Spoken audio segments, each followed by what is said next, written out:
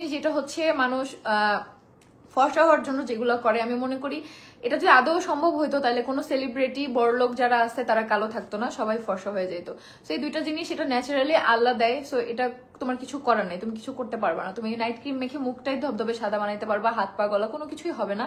So তার থেকে আল্লাহ তোমাকে ন্যাচারালি যেরকম বানাইছে ওরকমই তুমি সুন্দর, ওইটাই তুমি যত্ন নিয়ে সুন্দর রাখো। যেমন জন্য কোনো পিম্পল না থাকে। মানুষ যে কত ব্যর্থ চেষ্টা করে ফর্সা হওয়ার। আফিয়া অপসরা সেমরিনা, তুই কমেন্ট করে একটা ব্যাঙের ইমোজি দিয়ে কি বুঝাইতে চাস আমার একটু ক।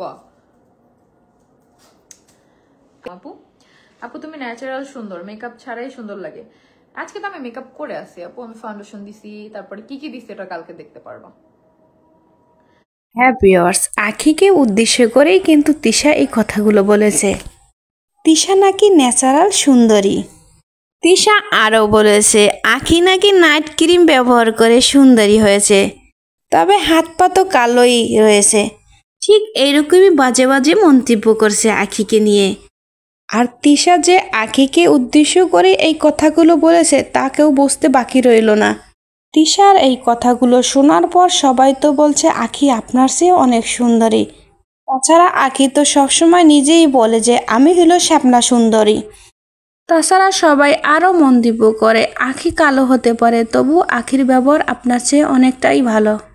তাছাড়া আপনার মনে যে কতটা হিংসা তা আপনার মুখেই বলে দিচ্ছে। আপনার চেহারার দিকে তাকালেই বোঝা যায় আপনি যে কতটা হিংসাটে মেয়ে। তাছাড়া আখি নাইট ক্রিম ব্যবহার করলেও আখি যে রঙের চেহারা আছে ঠিক সেই রকমই আছে, আর সেই রকম মেয়েই আখি।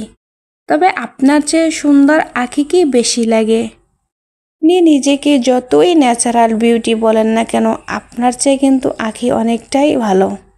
ঠিক এইরকমই সোশ্যাল মিডিয়া থেকে বিভিন্ন মন্তব্য আসছে আখি তিশাকে নিয়ে। হ্যাঁ ভিউয়ার্স, আখি তিশাকে নিয়ে আপনাদের কোনো মতামত থাকলে অবশ্যই কমেন্ট বক্সে জানাতে ভুলবেন না। আর যদি ভিডিওটা ভালো লাগে অবশ্যই লাইক কমেন্ট শেয়ার করতে ভুলবেন না।